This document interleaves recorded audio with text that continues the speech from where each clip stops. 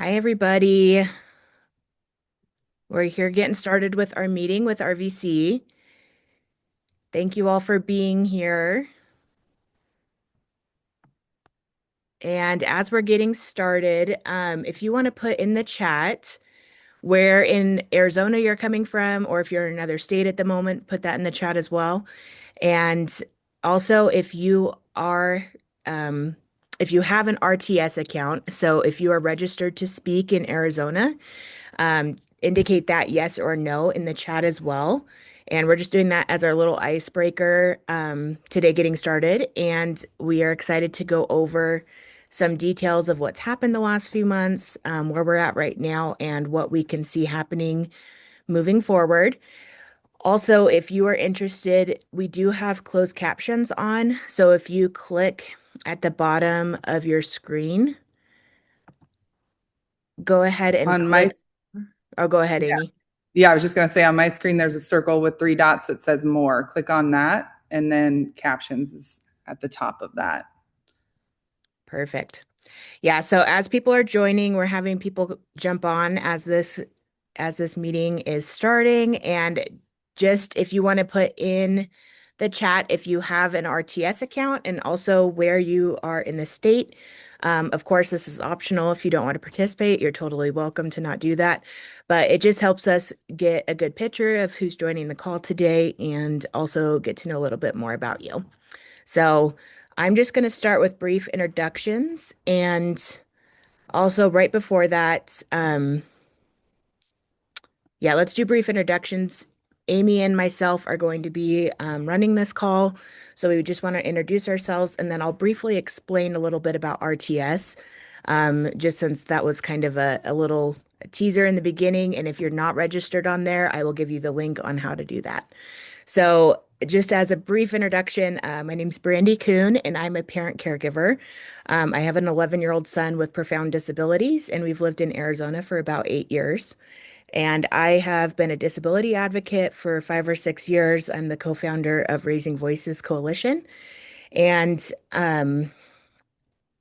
just as a brief background on how this began, I really found a passion for advocacy in 2020, 2021, when we were really advocating strongly for parents as paid caregivers.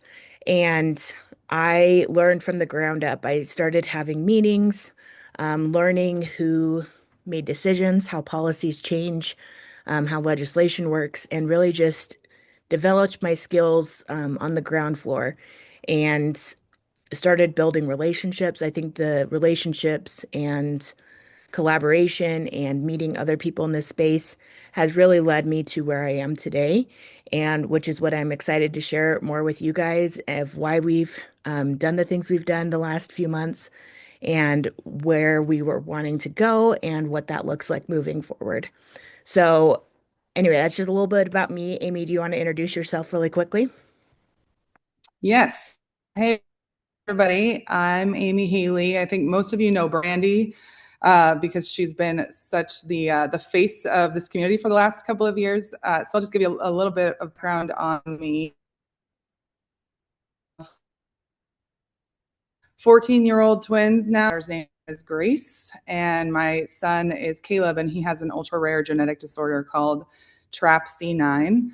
And my advocacy journey started with him being born, and it was kind of birthed more from a fight position than anything because I was the only one who felt like there was something going on with my son. Everybody else felt like everything was fine.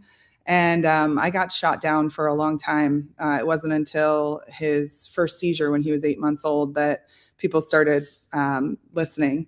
And so I was, diagnosed with postpartum anxiety because I kept bringing up that I thought there was something going on with my son. And I think a lot of us in this community have that type of experience. So I learned that my voice needed to be loud and strong more from it being silenced than anything. So for a long time, I felt like I was drowning. And I was just grateful to watch the parents who came before me doing so much to ensure that my son would get the services that he needed at a higher level.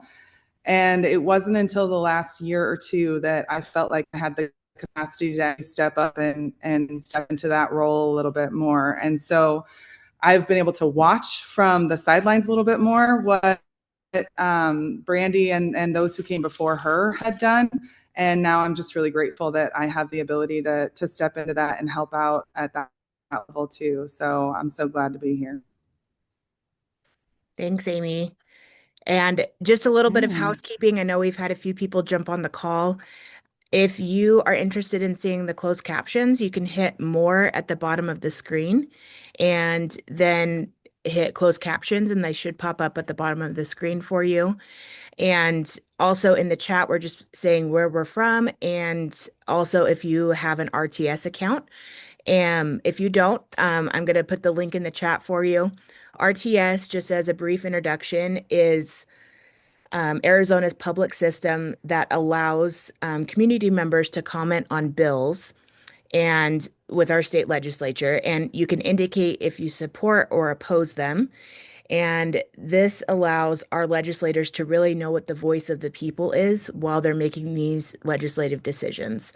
It's one of the most powerful tools for real-time advocacy because lawmakers are actively watching those RTS responses as they make their decisions regarding their viewpoints of uh, those bills. So, and they can see who within their community is registered and commenting and things of that nature as well.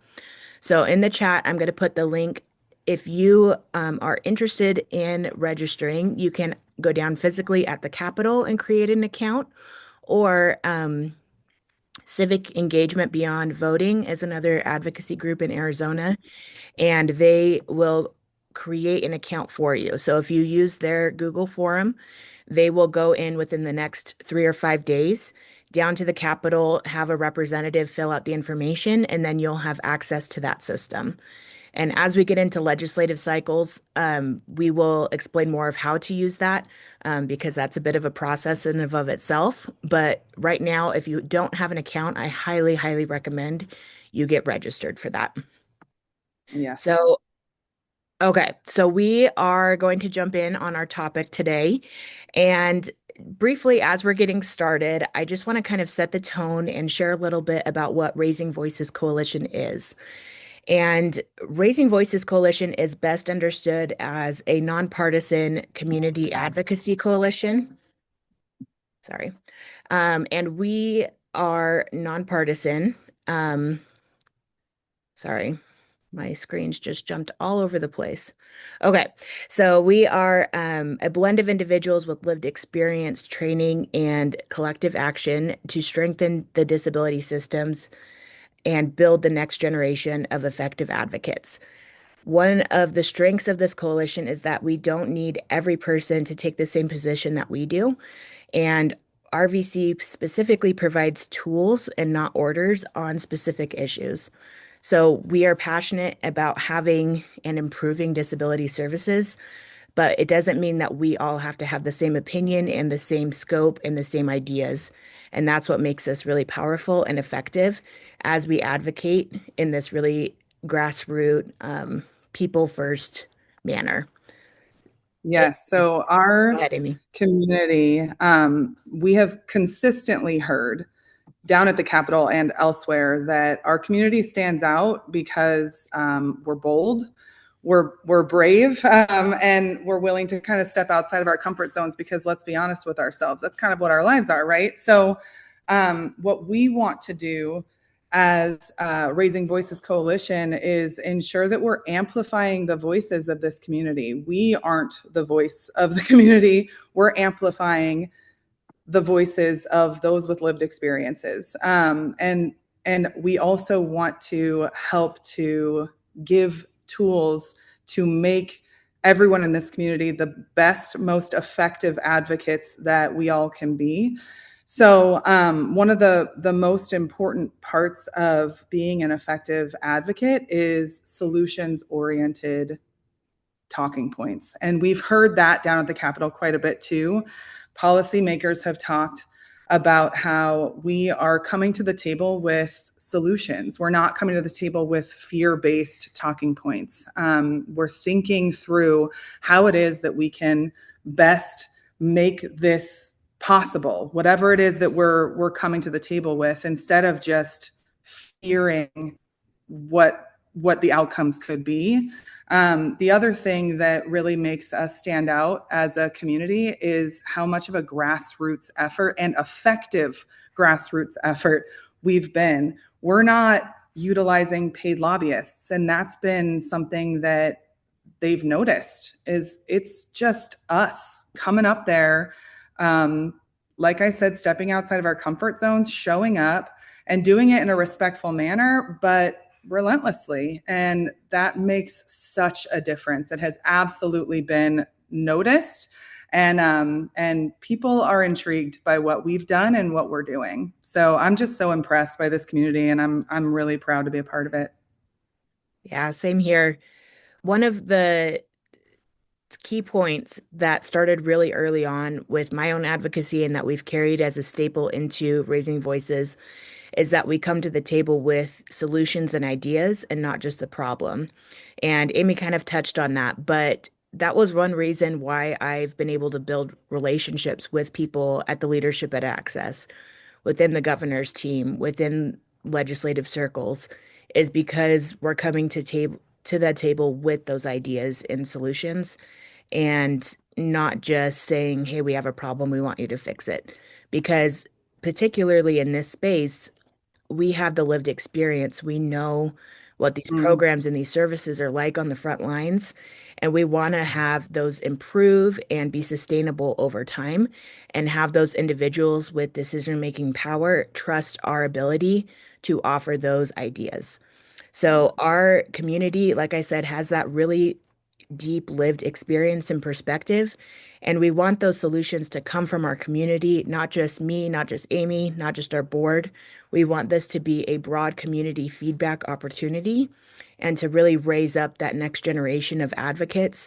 Amy and I touched on this, and I get chills every time I talk about it. But there were strong parent advocates that came before me who ensured that there was programs for my son when he was diagnosed and when he entered this disability space. And I want to ensure that we're raising up self advocates, that we're raising up parent advocates so that we can have these robust systems for that next generation. Because there's families out there who don't know that they're going to enter this community just like we didn't. And so that is a huge part of why we are doing what we're doing and why we are framing this coalition the way we are. Yeah, we want those solutions to come from you, not be decided for you. And Yeah. that's just such a beautiful model that this community has built. Yes, exactly. And so now we're going to kind of jump in. We have a few different sections of covering a bit of detail overview of what's happened the last few months, where we're at right now, what could be coming. Um, and if you have questions about terminology or things of that nature, if we're saying something you don't fully understand, put it in the chat. We have an amazing team of people on here, all the way from new families to very experienced families. So if it's not Amy or I answering your questions, that's a great place to ask, and hopefully you can get some great answers. We also, in the consideration of time and want to be respectful of everyone's time, if you have questions as we're going throughout, please put them in the chat. At the end, if there's time, we'll have you raise your hand and be able to come off mute and ask your questions there. But we want to get through some content so that we can really lay the groundwork of what's happened and hopefully answer a lot of questions as we go throughout this information. But we also want you to be able to voice your questions and comments throughout. So please put those in the chat and we will answer them as time allows. So And then go ahead. we're also going to be sharing a question at the end. Yes. So some more specific questions that we have for the community, and then just opening up to sharing your input with us, because obviously that's the model. So you'll have that opportunity as well, but please utilize the chat to share your questions. And then, like I said, like Bray said, at the end, we'll have a Q&A time if we've got time. Yes. Awesome. Thank you. Okay, so we're going to go forward with what's happened the last few months.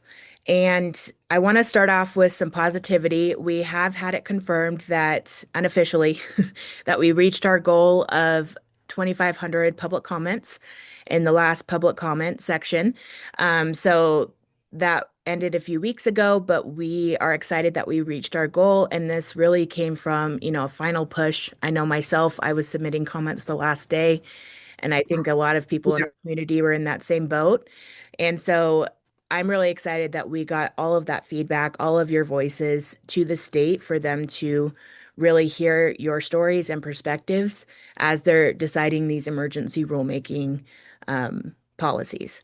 So that was kind of, let's go back to Amy's going to start us off with September. So I'll let her Yeah. do that. And I'll just share too. I was just speaking with somebody from the agencies, and they're trying to go through every single public comment to respond, which I was proud of them for that. It sounds like a terrible weekend, but I think it's great. I'm so glad they're going to do that. Okay, so let's back it up a bit. Y'all remember May, June timeframe? They had public comment for this updated policy that we knew we were going to see some sort of new tool, and we all submitted, or a lot of us submitted public comment back in that time frame. In September, they pushed out what that final policy was going to be, and what we heard real quickly was that this community was not happy with what came out in at the beginning of September, and that it was going to be pushed forward the very beginning of October. So because we obviously heard a lot of voices that were pretty upset, Raising Voices Coalition got involved and started having meetings. We spoke with, one of the first things that we did was we spoke with several different attorneys. And that was a really important point that we needed to make sure to understand was the legal component of how this was happening and what was happening in that policy. So we got multiple different perspectives. We also spoke with Access and DDD state agencies. We spoke with the executive members from the governor's team, and we got a lot of pushback at that point to even push forward on any changes. I mean, I think a lot of you were in some of those meetings with Access and DDD as well, and they were saying hard pass on any adjustments. We were having the same conversations, but no adjustments were to be heard. Nothing was going to change at that point. But what we were hearing from the community was that's not an okay answer. And so as a community, we were relentless. And as Raising Voices Coalition, we continued pushing and demanding to have more conversations and ask for updates. And what we saw in October was a result of that. Yeah. Yeah. And Amy, you're kind of cutting out a little bit with the internet that was put in the chat. So I just want to recap a little bit of that. Yeah, So would in you? September, yeah, in September, we received a lot of pushback from state agencies, right? That was in the public meetings, as Amy said, as well as behind the scenes. We were being told, absolutely, this is not changing. This is rolling out October 1. This is what's happening. And, we as a community did a lot of calls to action to really provide feedback on how this would not work for the disability population. And towards the end of September, that kind of led into, more attorneys getting involved, more conversations happening with those executive teams within state agencies. And by the middle of October, the governor paused the implementation of that assessment tool for attendant care and habilitation for DDD members and Arizona long-term care members. And so that was a huge win. There's always effects, positive or negative, when huge things like this happen within state departments. But overall, I think this was done in the best interest of individuals with disabilities, and particularly the members who would have received really harmful cuts based on age-based um, capitations. So the emergency rulemaking was launched in October. And we're going to talk about an emergency rulemaking process and a final rulemaking process. And I think this is where some of the confusion has come in for our community. But what started in October was the emergency rulemaking process change. And all of the policies and hours and assessments went back to how they were prior to October 1. So that was two things that kind of happened simultaneously in October. And Amy, if you want to kind of go over November, we'll see if it kind of cuts out or not again, but go ahead. Yeah, let me know. I'm sorry that that cut out there. I did notice that it said my internet was unstable. So, in November was when we saw the emergency draft policies come out. So they rolled out these draft policies pretty quickly because in an emergency rulemaking process, everything moves quite a bit faster than what we're used to seeing happen with the government, which is typically a very slow moving entity. So this has been a little bit of a whirlwind. They did a 14-day public comment, and that's where we saw those unofficial 2,500 public comments that our community put forth. And guys, that's such a huge deal. So impressed by how we all came together to submit comment to say, yeah, we got a lot of concerns here, even with this emergency draft. So RVC put out a call to action that had some suggestions on what we heard from the community as what they'd like to see change with those emergency rulemaking policy drafts. And that was so just a recap. In the emergency policy draft is when we saw the implementation of this extraordinary care review. So flexibility was entered into the chat, if you will. So we finally had, compared to what was put out in September, October, no flexibility whatsoever to the age caps. Now we have this extraordinary care review that came out in the emergency policy. A couple other changes as well, some age changes. But still, the community had concerns with what we saw in that. And so that's where the call to action suggestions came in, and then also the 500 comments. So that's brings us where we are right now. Yeah. So Can right you guys hear me? now, I don't know. Okay. yes, it just cut out at the very last second, but we got most of that. So right now where we're at is Access is reviewing those public comments on the emergency rulemaking process. And from our understanding from the conversations we've had, they're working on some revisions, some new ideas, and taking the feedback that we provided in those public comments as they're finalizing that emergency rule, those emergency rule changes. So that's what is happening right now. And just to help everyone understand a little bit more of the emergency rule making process, I want to clarify this a little bit. It is used for urgent issues needing immediate changes. So it's temporary, but it's also legally binding. And it generally has very fast timelines with short public comment periods. So that's why it felt very rushed for our community. But because of the emergency that we were sharing with the state, with the governor's team in September, they understood that these rules needed to change quickly and we needed to Mhm. protect individuals within the DDD and Arizona long-term care system. And that's also why it had a 2 week, public comment period where typically we see, 4 to 6 weeks public comment periods with for access and DDD. Um, Agencies so access will be reviewing all the comments before this emergency rule is finalized. And they um okay, and I want to make sure I get this point. The community is at the center of these decisions for the state. And the reason that this was done is for that protection while they are developing long-term fixes and development of these assessment tools. So we kind of have two time capture capsules, if you will. So we have the emergency rulemaking process, and then we will have the final rulemaking process. And so some of the feedback we were hearing from the community on some ideas we had during this emergency rulemaking public comment period is that we weren't pushing hard enough or for big enough changes, while we were focused on let's fix the emergency issues so that members are protected the most, while we're also providing feedback and helping to shape the final rulemaking process, which will be what is used for years to come, potentially, for these Oh, assessment tools.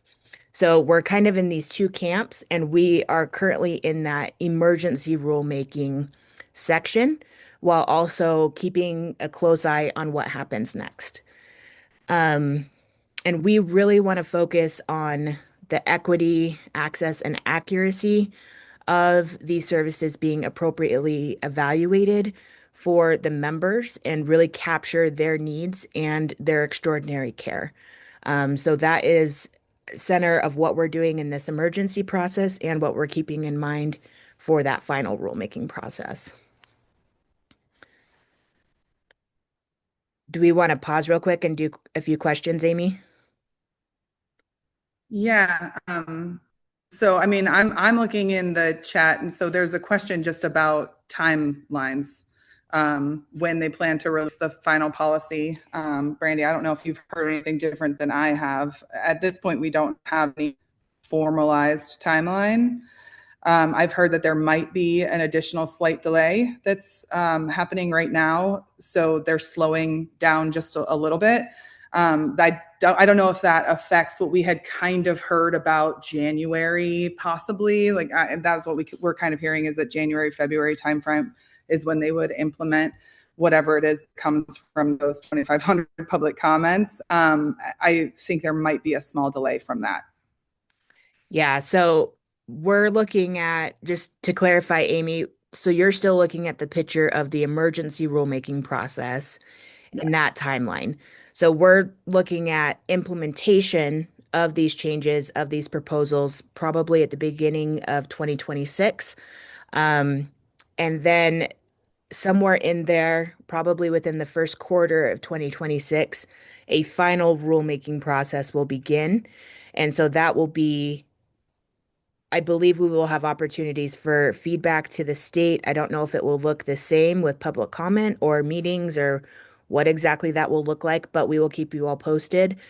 But that will kind of commence within that first quarter, probably of 2026. But we haven't heard for sure from Access on when that will start. So in the meantime, when these emergency rule changes come out at the beginning of the year, based on our public feedback last month, Access will then instruct DDD to start implementing that, start training their staff, start modifying their own policies, and implementing that. So it's kind of a trickle down effect of how soon this will impact our families within those PCSP meetings. But we will keep you posted as soon as we know anything on timeline. Um, cool. Okay, so let's keep going and then we'll come back to a few more questions. Um, within so we went over the emergency rulemaking process, and I also want to explain a little bit about why Raising Voices took the position that we did. And again, we want to amplify a unified message when that's appropriate. And we also want to honor diverse perspectives. So we want to teach the community, we want to teach other advocates, whether it's self advocates, parent caregivers, agencies, everyone who's involved in this community on the front lines, how to share their perspectives, even if it's different than ours. Mhm. And our organization is fully nonpartisan. One of my favorite things is to sit in our board meetings, and we have a very wide perspective of voices, and it really helps us to maintain that bipartisan, nonpartisan perspective as we're navigating this very partisan world. And we want to ensure that all voices and perspectives are on the table, and advocacy today requires navigating this complex political moment, right? We're very polarized in the political spectrum, and disability laws, legislation, policies all are impacted by politics, unfortunately. And so we have to navigate this very polarized world in a nonpartisan way. But that is one reason why we want to advocate for all voices to be at the table. And it's not a simple decision or a simple thing to navigate, but it's extremely important to make sure that this community is well represented. So, great points, Brandy. There are a couple of questions in the chat Yeah. about age still being utilized Oh, for okay. um, anything in general. So let me just talk a little bit. This is actually something I was going to talk about in a second, anyways. So our position, because Raising Voices Coalition doesn't want to be a position coalition. We want to amplify the voices of the community more than anything, right? But our approach is by the input and also by legal guidance. And so, like I said before, we spoke with multiple different attorneys to get different perspectives. And unfortunately, the age issue isn't a settled legal question. It is, there's still different viewpoints on the legality of utilizing age caps. And that's a really important note for our community. It's not necessarily always going to be black and white. There's a lot of gray that lives within that type of space. So we're going to continue to leverage all the resources we have around us. That's the lived experience of this community. That's attorneys and sometimes legislators and our resources. I feel like my bandwidth is bad again. My network connection is bad. Can you guys hear me? Yeah, it's Okay. cutting in and out a little bit. I don't know what's going on. Anyways, so all in all, to say we don't have a clear cut black and white. It's completely not allowed. It's completely allowed. And we are having to live within that. And so as we make steps forward, we're going to continue to get more clarity. As changes are made, we are going to continue to get more clarity based on those changes. And we're going to press forward based on the knowledge that we have. And we're going to push that knowledge out to this community as much as we possibly can. That's the goal, is to continue to educate the community as much as we've been educated, and to build up the voices that we have here at the table. So we want to make sure everyone in this community is an effective, strong advocate. So that means we want a deep bench of advocates. And so our goal is to train and to teach you guys to be those effective advocates. And the resources that we have, we're going to push out that information to y'all. So the age caps, I don't think we can just hardline say we should cut them out.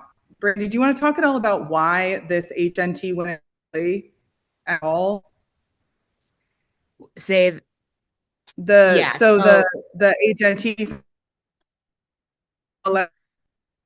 legislature in the yeah. last legislative session, why we needed to have an HNT. Yeah. So, one of the questions in there was why was it broken in the first place, or why was it needed to change?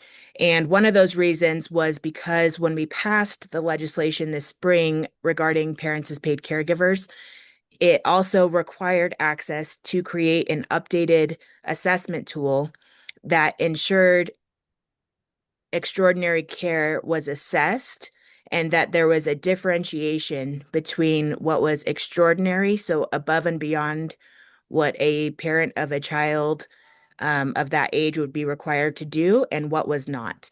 And so that was what kicked this off. The state was already working on an assessment prior to this, so that wasn't brand new, but the changes that were implemented over the summer were a lot stricter than previously discussed. So that was the reason that we needed a new assessment tool. It also, as someone who's navigated the system for multiple years, it was very ambiguous as far as what minor members were allowed to get for attendant care and habilitation. And so having some better understanding of what is extraordinary, what is not, was at the core of that question that the state was trying to address within this new H&T assessment. So age was one of those things that was looked at as, I don't know, a guidepost of what is extraordinary and what isn't from the state's perspective. And what we all provided back to the state is within this space of disability, you can't always say a typical 3-year-old or a typical 5-year-old um, can be compared to an individual with profound developmental disabilities. And that's what we all shared with the state, right? And so, while I think we are moving away from age being the only assessment, evaluation for services, it might still be part of the picture as far as evaluating that and or moving forward towards exceptions. So that's kind of one of those pieces that's in that gray. It's not necessarily illegal, it's not necessarily legal, and we need to help the state understand why individuals with profound disabilities need a more person-centered assessment for their extraordinary care. Go ahead, Amy. Oh, no. Oh, do I need? I can't hear you. You're muted. Oh, I'm doing it? Okay. Oh, I muted you. Okay. We're unmuting Amy. Sorry. I think. Got it. Got it? Okay. I had to mute myself, Sorry. and then I can't come off a mute because nobody can come Got off it. mute. So sorry, Okay. that's why. Thank you all for being patient with us. Okay. Okay. So let's go into a little bit more, Amy, about if you don't mind covering why RVC took the approach that we did, a little bit more about that. Well, I mean, I feel like we've kind of covered that. I mean, if there are any additional Well, questions on why RVC decided to go with the call to actions that we had, we absolutely can address those specifically. I think there's still some questions about age in here. We can talk to each one of you individually if you'd like. The age thing is going to come down to the legality of it. The state, like Brandy said, needed to have some sort of guideline to identify what is typical care for certain children or for typical children compared to what the care we provide for our children. And they decided that age was a way to identify typical care. That's where that came from. Some feel that that's an inappropriate method. And like I said, RVC is not going to stop anyone from voicing that concern. 100% your voice matters, and we don't want to silence any voices. If you have concerns with that, that should be on record. Absolutely. We would never want to silence or stop somebody from having their say. So I love that. I love when parents, self-advocates speak out and have concerns. Don't stop doing that. What we have found based on a lot of the research that we've done is that that's unfortunately gray right now. That could change, by all means, that could change, but we aren't in the place of being able to say that we have to stop any age identification of services. But really, really important is that there had to be flexibility. It was completely inappropriate and unacceptable that there was no flexibility within the age brackets or identifiers. The flexibility was injected into the process through the ECR, which I think some of us still have concerns about the way they want to do the ECR. So that's more things that we're working on that we commented on. And I think that that's fantastic. So again, do not stop having questions, don't stop voicing your opinions, and just don't think that Raising Voices Coalition is against you if you disagree. We love a disagreement. that's how we grow. That's how everyone in this community is going to continue to grow, as long as we are doing it respectfully and we're listening to one another. That matters greatly. So, Yeah. okay, do we want to talk a little bit about the final rulemaking at all, Brandy? Yeah, let's go into what that'll look like. I am seeing a few questions about what everyone's next 90-day meeting will look like, what to expect. As we know right now, I would expect things to be status quo. So I would expect for them to be roughly what they are right now. I expect sometime early 2026, we will see some final versions of these emergency rule changes. And then that will be sent, and those policies will be sent to DDD, where they will take that and then implement that with their support coordinators. They will change their policies, and then they will implement that. So I believe it will take them at least a month to get their staff trained up, and that's if they're rushing it. Um, and that will be rough timeline. So I would expect things late December, early January to roughly be what they are right now. And then we will kind of see what Access and DDD tells us as far as timeline moving forward. And then, yes, Amy, if you want to go into what the final rulemaking process, so that's we're moving into the second bucket of the conversation. Yes. So this is really exciting to me. Now, I none of us know exactly what's going to happen or what it's going to really look like, but what I will say is I think that this is our opportunity as a community to shape more of the system and what the system looks like versus trying to work within the constraints of the system that we have right now. Now, I don't want to get anybody's hopes up. Who knows? It could be that there's not time for that, or there's not the ability to make those changes. But man, we're going to try, because that's what this community does: is we push and we look at um, outside the box thinking, and I love that, and I want to continue to encourage that. So, in this final rule making process, what we want as Raising Voices Coalition is to hear from you.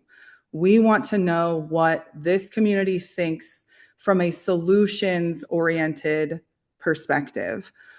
If you felt that the system was broken before, or if you feel that it's broken right now, tell us what you think the system could look like, how that could work.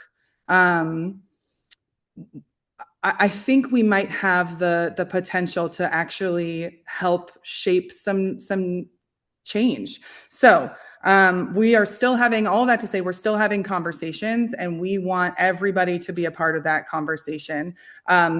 Whether you're a member of Raising Voices Coalition or not, that doesn't matter at all. We want to hear everyone's voices. So we're going to send out a questionnaire after this that will have space for you all to put your thoughts on how the system was broken or how it could be improved. And I think that there's going to be the opportunity for public comment. We know that.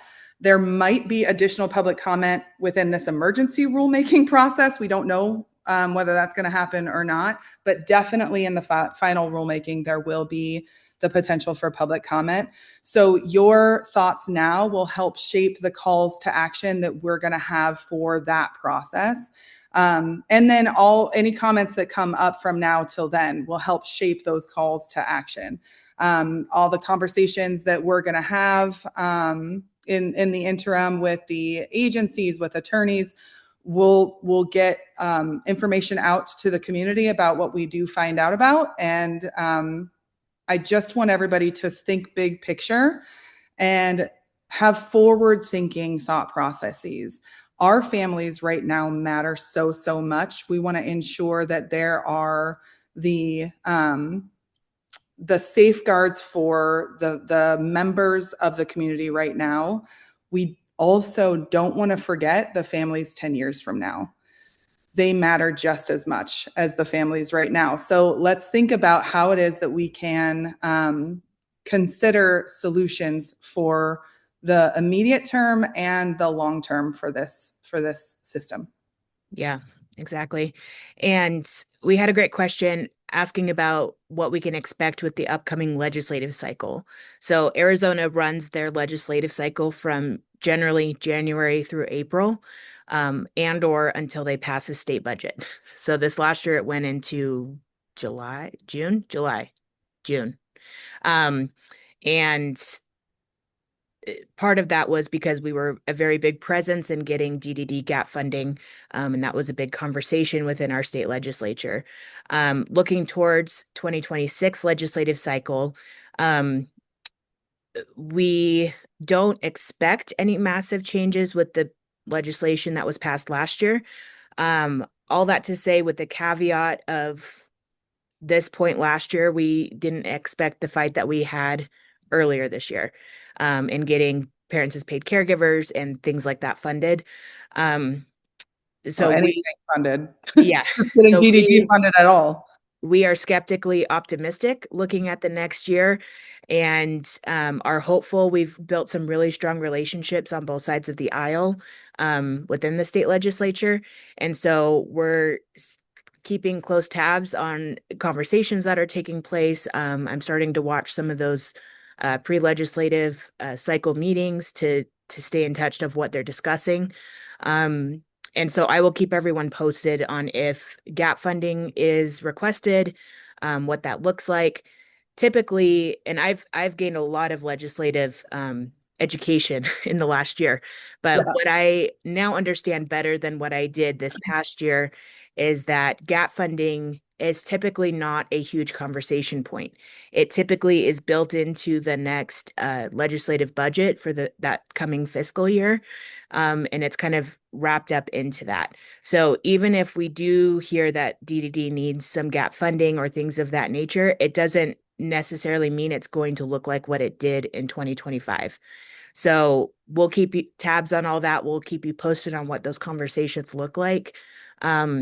But even if that is discussed, it doesn't mean it's going to be the same fight that it was this last year. Um, Again, the caveat of we don't know what we don't know, and we don't know what everyone will do.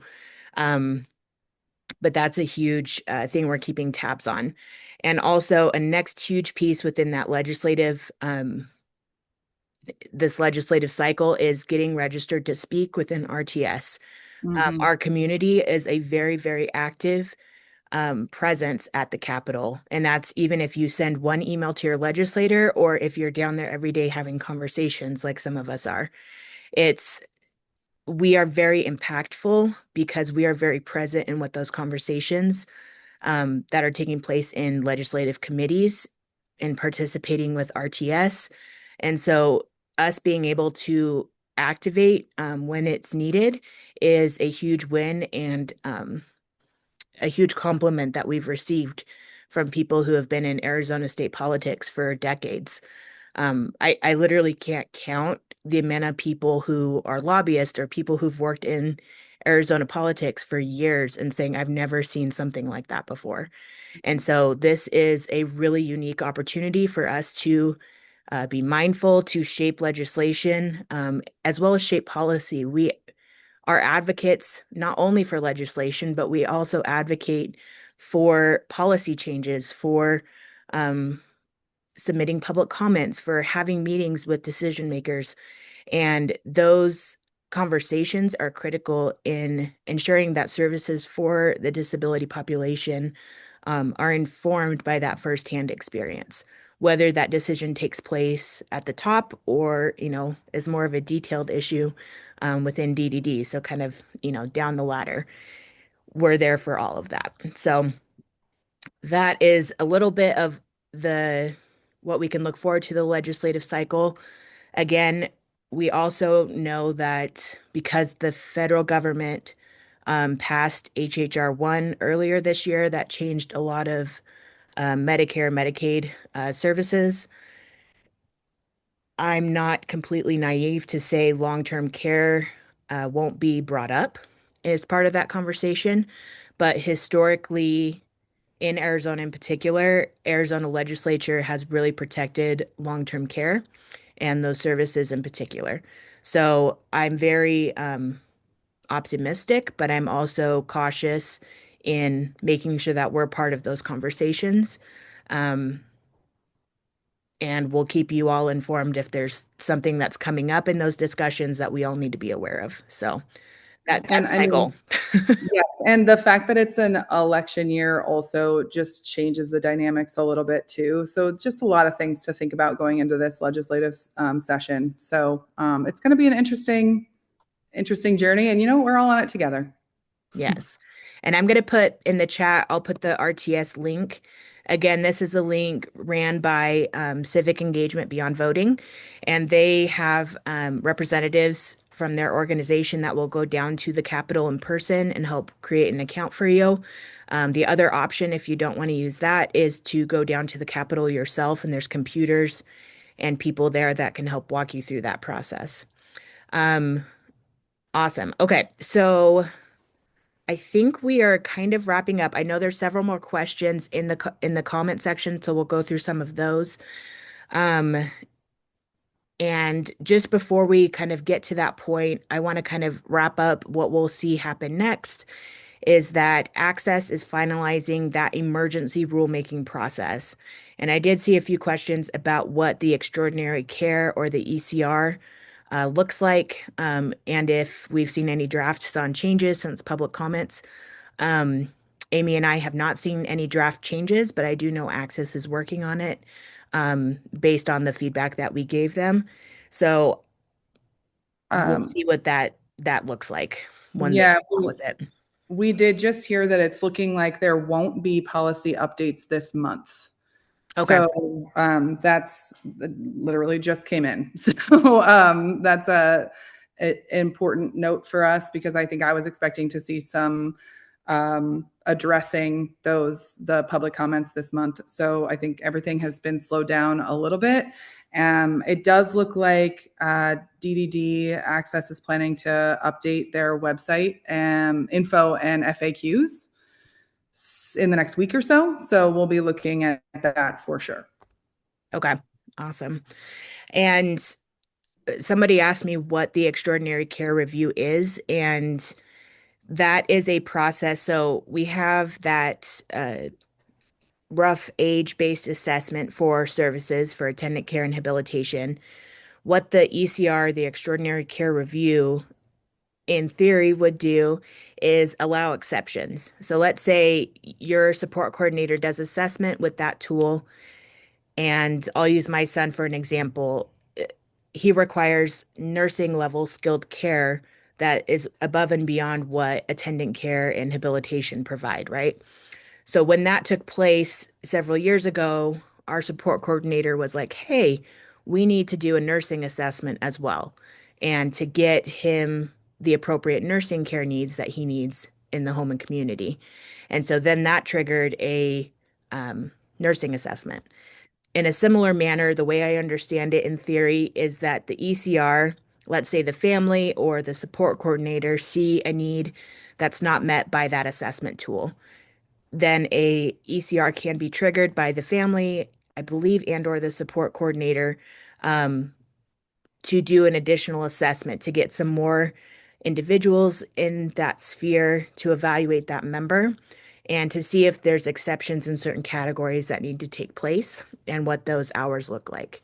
So my understanding is that can take place for both attendant care and habilitation as it was written in the draft documents. I caveat that of we don't know what the final versions of those emergency rules will look like, but that is how I understand it at this time.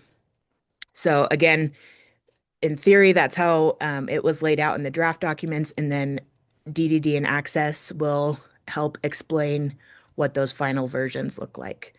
Um, I think they got a lot of public comment on that too. So there could be changes, and there's a chance if there are substantive changes that there would need to be additional public comment. So a lot can happen in the next couple of months around that. yeah, yeah. And just to kind of wrap up before we get into more questions, is again, the legislative cycle will open in January. And we will, keep you appraised of any home and community based /GDD funding conversations that will take place. Um, We will also have ongoing engagements with our members, with the Facebook group, with social media, with our email lists, so that you can all stay updated and informed and also provide your feedback and commentary to us. Um, we take a look at all of those angles so that we're making sure that we're understanding what concerns the community has. And we will continue helping you to share your story, having that RTS participation. We will continue having these town halls and online meetings, emails, and community education opportunities. Um, we're really excited what RVC is becoming. It really started with, I want to do something, I want to make a difference, and it's really been built out into something thousands of people participate in, which just brings me so much joy. So I am so grateful for that. Um, am I frozen? Oh, I'm good. We Okay. hear you. Um, You froze. just want to make That's sure. okay. You look So adorable. yeah, yeah, I just want to really express that gratitude that this really was a brainchild that started in 2021 and now has developed something that is really, really special and that thousands of people participate in, and I'm so grateful.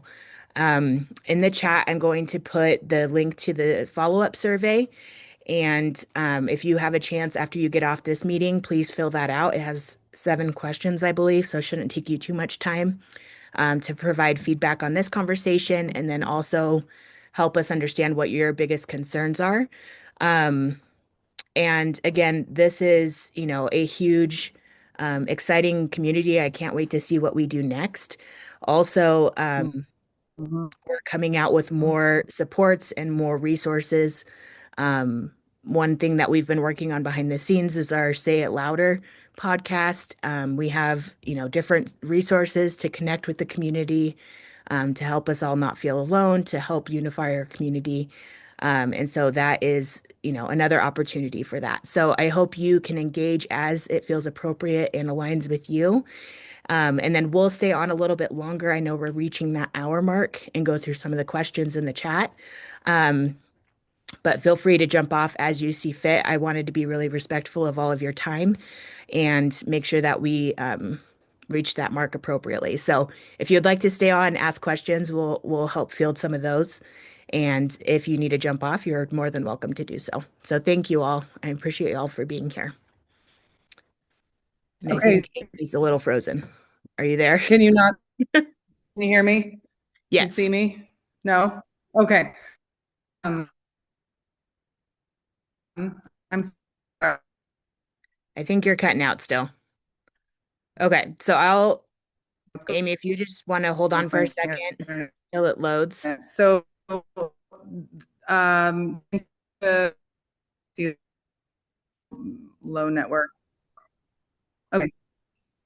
Okay. Um, Can you hear me? it's coming in and out still. All right. If I stop my video, can you hear me now? Yeah, that's better. Okay. So I'll help with that. Sorry, I don't know what's going on. You're good. Okay, so there's still some sessions about age that are in the chat over here, asking about more information about speaking with the lawyers. I think that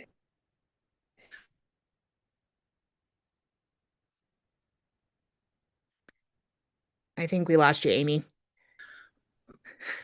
Brandy, do you feel? I feel like that if you have a lot of Yeah, I could do that. Okay, so I'm just kind of scrolling back through a few questions, and want to make sure we're capturing this. Yes, so we will be sending a follow-up email of the questionnaire out to everyone who registered. So we will send that out via email as well. Um, and a few of the questions regarding the ages.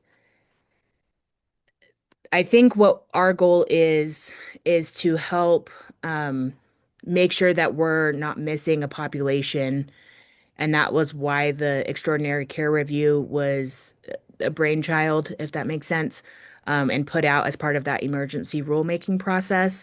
Um, while I don't think it's perfect, I think it's an improvement from just the standard. Everything has an age, and if you are not that age, you don't get that hour allotment. Um, it's an improvement from that. What we suggest and what informs our thoughts on that final rulemaking process is really hearing from you guys and seeing what ideas, out of the box, if we have a totally different evaluation process that we want to suggest, we want to hear those ideas from you, because we need more than just, our few minds on that thought process and really helping to shape, what that looks like permanently, for the coming years through that final rulemaking process. The other thing to say is keep in mind that we're in these two buckets. So, what we just commented on and what's going to be going into effect in the next few months is that emergency rulemaking process that will probably include a version of the H&T assessment and the extraordinary care review. Um, and then we will move through to the final rulemaking process, which will probably have some more long-term stamina within it. The the thing to also understand is that policies, procedures, assessment tools can change at any time within access. Um, excuse me, but it's not always um, easy to get uh, the state to do those things. So we have a really amazing opportunity to provide those new ideas and that feedback to the state. So that's kind of where we are right now. And I hope that makes sense of how we're in these two different time periods. So, um, Alexis asked, do we have any gut feelings about how much habilitation hours will change or specific policy changing versus just the ECR changing? Um, I don't know how much in this emergency rulemaking process it will change from the draft documents we had.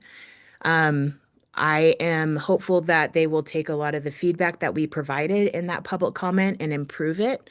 But I think we have a real opportunity for kind of out of the box, making sure that we have a robust system that really supports members individually in that final rulemaking stage. So, please Can, provide your feedback on that.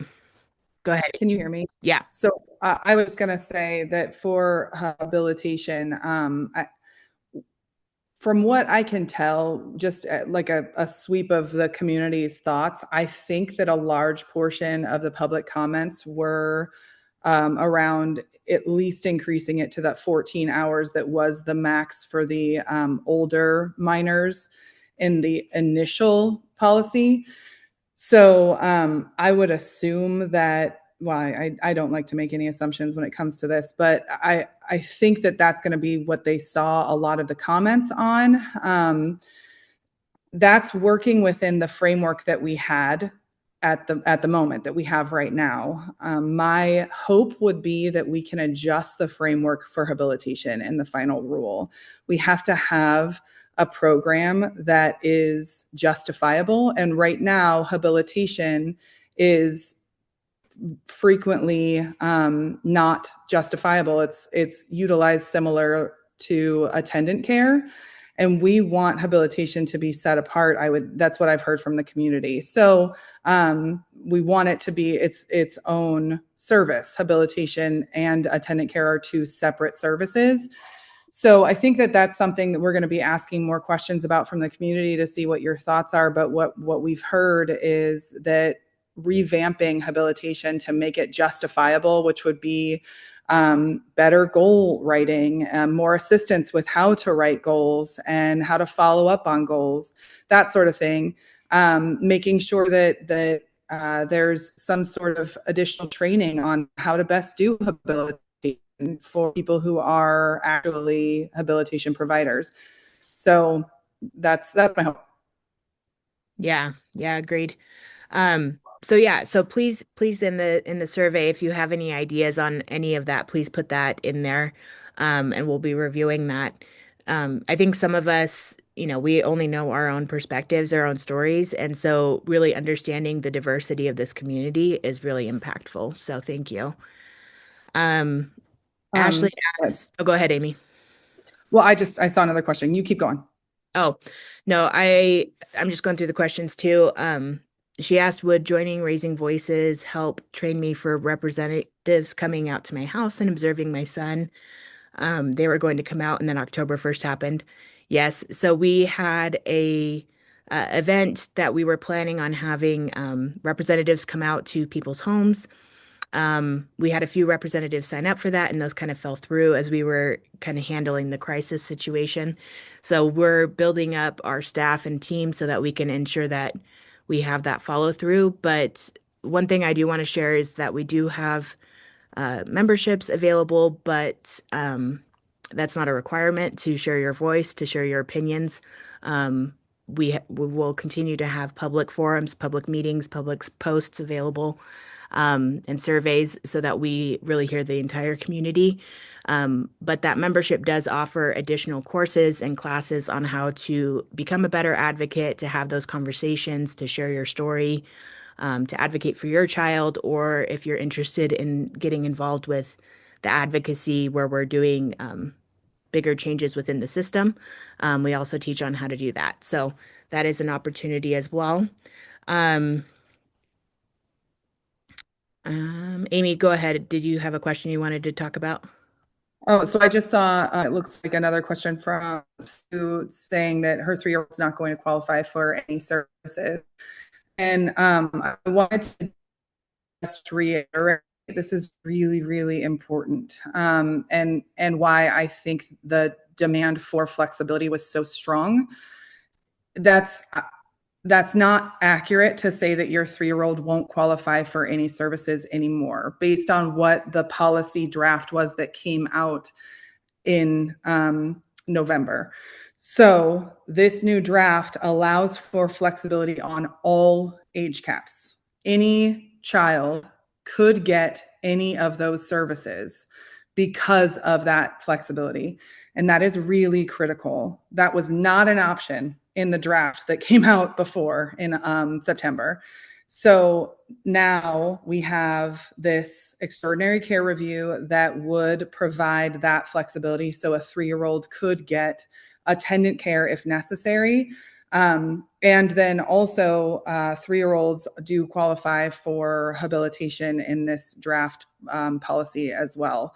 So it was 3 to 18-year-olds have the up to 10 hours of habilitation, but it does state in there that the extraordinary review could be utilized for habilitation hours. So if a child needs more than 10 hours of habilitation, the extraordinary care review could be utilized to, in fact, be able to provide more than 10 hours of habilitation for any age. So that's just a really, really important detail that I think it got convoluted and confused because the original policy didn't have that. This new emergency rule does have that as a potential to ensure that all ages can get any of these services based on the need of the child. There's just an extra step to do that with the extraordinary care review. And how that extraordinary care review actually plays out is something that we don't have a full picture of what the details of that look like. But one thing we did put in the call to action as a suggestion for comment was very transparent policy on how ECR plays out. That's what we want as a community, is to know for sure what that looks like, so that we can advocate effectively for the members who really need it. So Yes, exactly. And the another question that was asked is from Shelley, and she said, is it true the rollout for each individual would be at each person's 90-day review after the final changes, um, similar to the ones for October 1st change that didn't happen? Yeah, so I don't see how they could change it any other way. I think once these emergency rule processes are announced and it gets handed over to DDD to say, hey, this is what you need to do. Um, my assumption is that they will roll out at the individual 90-day meetings or the PCSP meetings. I don't think they could do that any other way, but again, we'll leave that to be be determined by determined. DD. So, um, that's what I would expect, if that makes sense. And then someone asked if we have any coupons for Raising Voices memberships for the holidays. We actually have one coming out early next week. So stay tuned on our socials for that.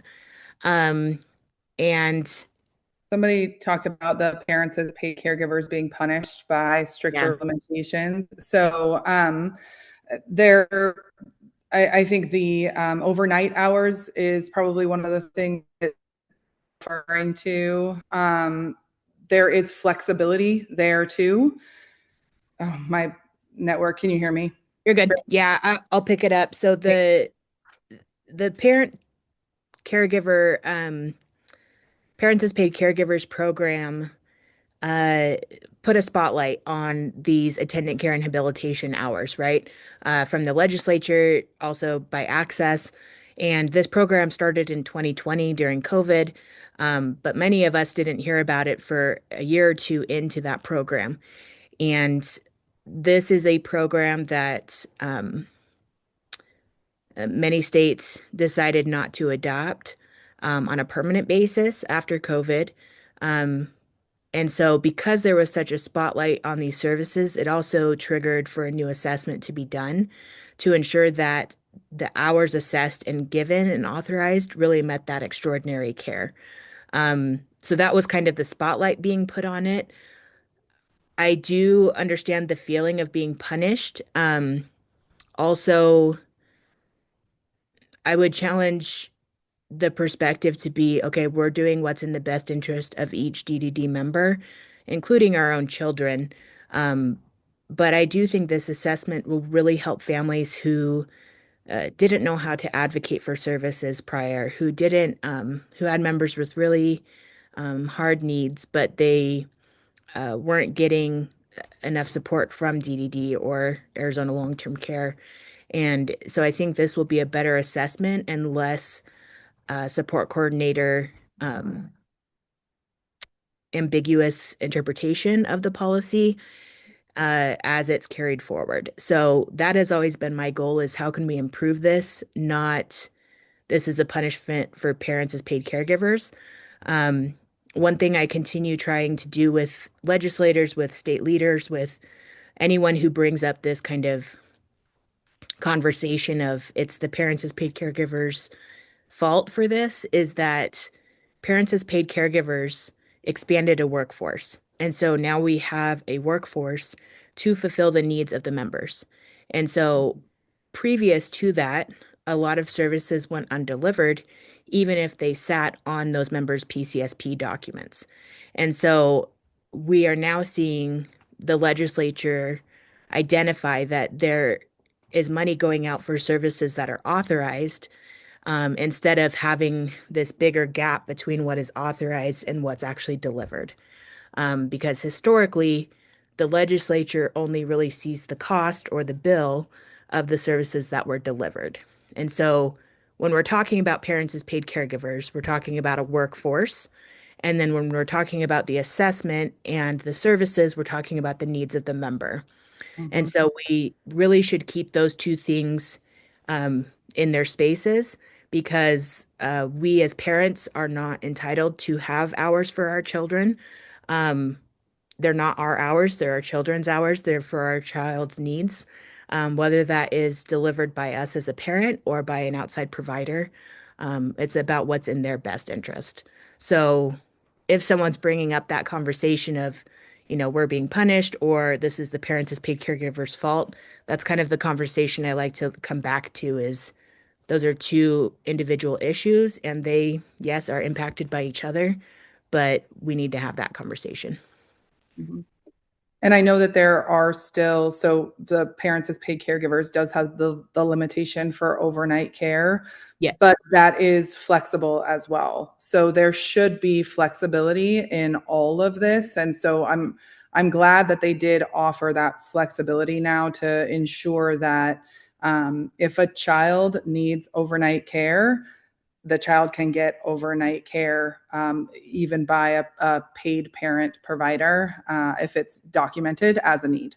So that's just remember if you're feeling like your child is being punished for having a parent provider, that's something that needs to be addressed. And so if you have specific questions about it, you can reach out to Brandy or I to talk through any of that and how to best advocate. But yeah, like Brandy said, that's not how it's supposed to be by any means. We understand why there's a thought process that the PPCG is the reason why there's these stricter regulations that the parents as paid caregivers is a growth workforce only. So, Yeah. Yeah, thank you um, for that you want to keep clarification. going just a couple more? Yeah, let's do a few more. So another question is, what do we have to do or prove during the extraordinary care review to qualify, or who makes that decision? In the draft versions of that document, it was stated that it would be a clinician, so somebody with, I believe, a master's degree or above working in a related field, um, that works for the state, but they would be part of a team that helps make those determinations. So it wouldn't be like a support coordinator or their supervisor. It would go to a different department within DDD, to make that determination. That was how it was written in the draft documents, and then we will see what the final versions of those emergency rules look like for that extraordinary care review. The other question is, can we expand a little bit on the conversations we had with attorneys about the ages? And yeah, I can explain a little bit more about that. A lot of the conversations I've had with attorneys is about federal legislation, so EPSDT, the ADA laws, things like that, and CMS recommendations, things of that nature. And um, the states are obligated to follow federal law. They also have a lot of autonomy when it comes to what services and supports they provide for home and community-based care. So if you frankly look at a lot of other states, they don't have habilitation. They don't have the robust attendant care service programs. The states can really work with CMS to decide on how they assess for those services and how they're delivered and who provides them. And so that's why we are really working with the state to have a member-focused approach on how these are assessed and making sure that we maintain services that help promote the independence and the success of individual members long term. And when we talked about the age, I know that's a little bit big picture than just the age question, but when we talked with attorneys about the age, um, while it can't and shouldn't be the only determining factor, it can be part of the picture. So let's say, for example, like when you have a child, and I'm sure we've all been in this situation of you have this child and they're not meeting their developmental milestones, and you're looking at it with your pediatrician and you're saying, hey, this kid's not doing what I would expect at this age. Let's investigate further. Um, the age for that person is part of the determining factor of if there's a delay, but it's not the only determining factor. So when we're looking at this assessment, while age can be part of the conversation, and this is what we've expressed with Access and DDD, age can be part of the conversation, but it's not the only determining factor for services. That's how we should have this conversation, um, and how we should build these assessments. So when I've talked with attorneys, they've kind of agreed with that approach of saying, yes, it shouldn't be the only determining factor because that's not how you evaluate a person's disability or their care needs or anything of that nature. But it is part of the picture of how we assess for that. So that's been where some of those conversations have led and why we were successful in getting that emergency rule change. But it's also part of the reason why it hasn't been removed completely from the conversation. Is that Yeah, and remember, sense? it's if there was no flexibility within the age limits, that is absolutely not acceptable, and that's why the emergency rulemaking process was able to go through, is because there has to be flexibility. While there might be able to, they might be allowed to utilize age to identify what typical developing peers would need from a caregiver. So if we say typical developing peers, a peer means the same age. So that's why age comes into the conversation. So just identifying what typically developing peers need from caregivers, that can be a part of the conversation, but it can't be hard and fast. Okay, well, you can't assess any child below that age. That's where the the process, which I'm really grateful for, and I think the community was asking for. Obviously, there could be a lot of different methods and ideas for how to have flexibility in the process, and we encourage every single voice for how to have flexibility in the process, and how to make this system better in that way. We know we want a flexible system. We know we need to have that because every single member in the disability community has a different experience.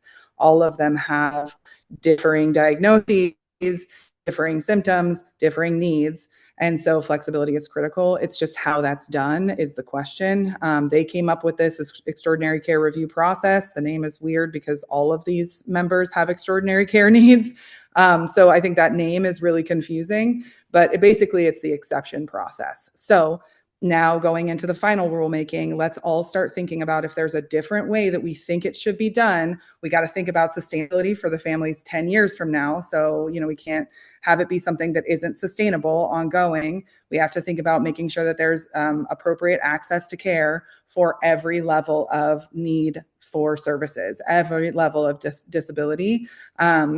And making sure that there's transparency. So think through solutions. That's what this community is really great at. That's what has built the reputation that we have for being powerful and strong, is that we are not just complaining about the problems, we're coming up with solutions. So that's, I guess, my charge to you guys is start thinking through what you think we could change in the system, to make it even better. And then also how we can leverage the system that we have right now if we have to, what we could do within the system that we're working with right now to make that system better too.